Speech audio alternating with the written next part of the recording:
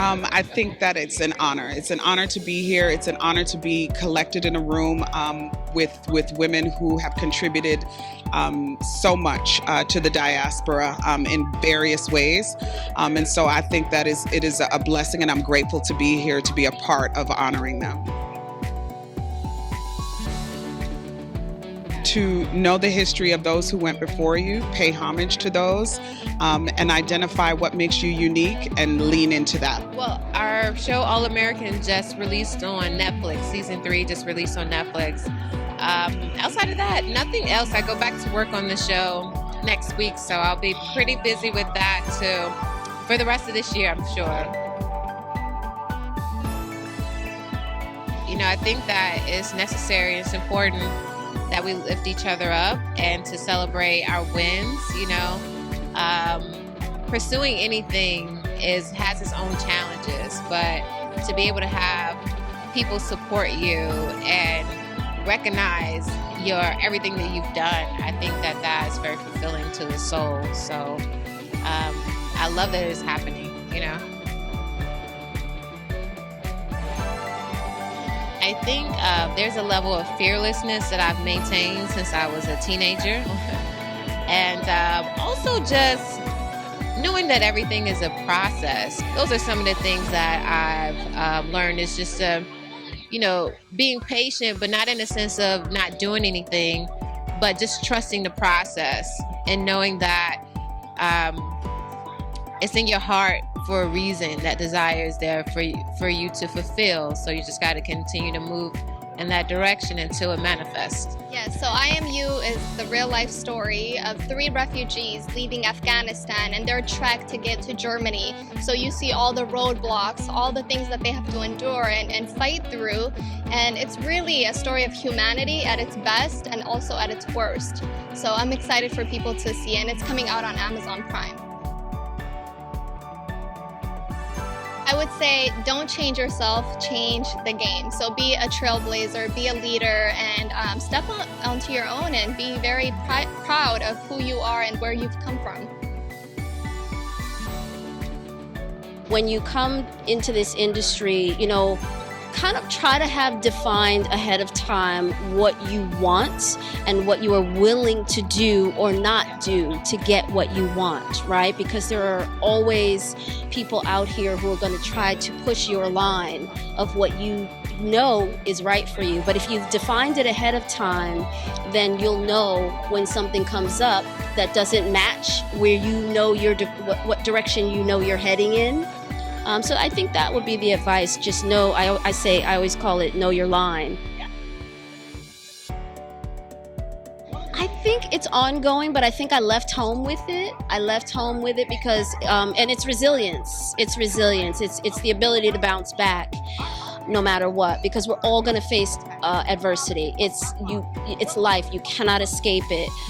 What's important is that you find people who can fortify you, have sisters, have a core group, a unit that inspires you, that tells you and helps lift you back up when you've fallen down, because we're all going to fall down. And just having those important people around me is how I've developed it, because they've also poured into me. They've been sisters and brothers who've poured into me and reminded me of my ability to bounce back. And I'm so excited to talk to you today. I'm looking forward to telling you about where we are on our journey from an amazing car brand into a lifestyle brand. As we think about our strategic pillars, which are really around women of purpose. So, how do we help her live out her purpose, being connected in community, like an event like today, and really, thinking about how is she leveraging her faith? So how can we help honor whatever her faith is? How can we help honor that? Those are some of the strategic pillars that we're working on. Well, if there are content creators and artists, I will always say work at your craft, hone it, leverage it in any ways that you can, not just internal to the community that you you know, not just in social media, but finds ways to always constantly be creating and innovating. It's not just enough to be good, but you also want to make sure you're leveraging the ways in which you're marketing the amazing work that you're doing. I think those are just a couple of the things that young people can work on. Well, I think people sitting in the seats that I'm sitting at, knowing other women who are vice presidents at other Fortune 100 companies, we need to continue to speak up. And in speaking up, because we've achieved this level of success, in speaking up, we're able to reach back and help others and pave the way. So I'm only here on the shoulders of amazing writers and content creators who have held down the brand for over 30 years. And so for there to be a next generation, we have to make sure that we speak up and know that our voice is a voice of power.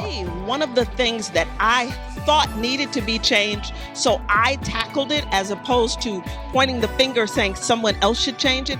What I did, I recognized that mentorship is a huge is a huge need. Like, people need guidance. We're living in a time where people went through a pandemic that none of us were expecting, right? Many people lost their jobs, they lost their homes, they lost their resources, and we're telling people, now go back to work, go get up, go fix it.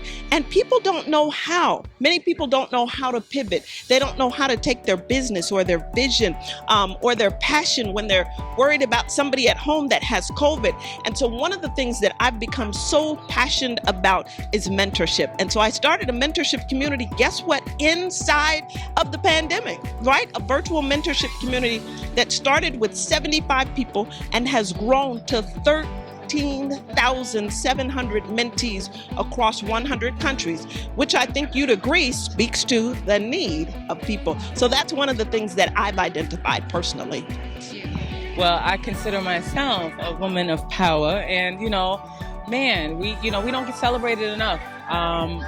To be able to come here today and have our culture on full display, our royalty, our queenness is just amazing. Like, this is one of my favorite events to come to. This is not my first time being here, and I love it every time I come because you just get to see our beauty and our power just celebrated. You get to see our culture. You get to see the beautiful African dances. You get to see the beautiful wardrobe. Like, I mean, everything about us gets celebrated today, and I can't wait for the event to start. It should be destigmatized that a woman who asserts herself is like there's something wrong with that. Men assert themselves all the time, but we come off, and they call us certain names, negative names if we display our power. Like, women feel like they won't get certain opportunities because we come off too strong, and that should be destigmatized. We should be able to be fully in our strength, fully in our power. We're brilliant. We're amazing leaders. We should be able to be that without feeling like somebody's going to call us some derogatory name for just doing this, like just being. You know what I mean? So many ways. The most humble way that I would say is God just makes it happen. And you can't change the fact that our full existence, if we rewind a few years back, is the base of a mother sacrificing something, probably everything for us, changing her life. So that's a big deal. So mothers is massive, no matter young or old, expected or not. Birthing is awesome. Leadership is awesome. Dominant positions like teachers, principals, deans, and executives, vice presidents, and all this. I see great success in companies when women are in power. From the decision making to the poise to the development, the feel, everything is really good. So shout out to women in power there. Creative women, especially women who direct and are like authors and who do things like in the field of movies and the silver screen, TV shows. It's a blessing. They're really encouraging young girls, and the message is really clear. It's a lot better than the men did to the young males. We were just taught to fight and hit them with sticks. So good job on raising the next generation. I feel women are leading the charge. The Book of Mali is my album that's out now. Actually, the song that I'm going to be singing here at the luncheon, and I'm excited about, called Blessed, is the first song on there. So that's one that I'm excited about. Beautiful. It's from my old album, Molly Is. The album that is coming out is called Johnny and Molly, and it's a collaboration of 6 songs with me and Jonathan McReynolds. So it's going to be awesome. Oh my goodness, I think every woman is a woman of power, and this is the International Women of Power, and so we are really connecting with the continent of Africa and the diaspora, and it's just amazing being around just people that are reclaiming their identity, and just so beautiful, I gotta say. There's so much, just so many beautiful, radiant kings and queens in the building. I celebrate women of power by trying to be one, you know, by embracing my vulnerability, by being honest, and just working to be the best version of myself that I can be.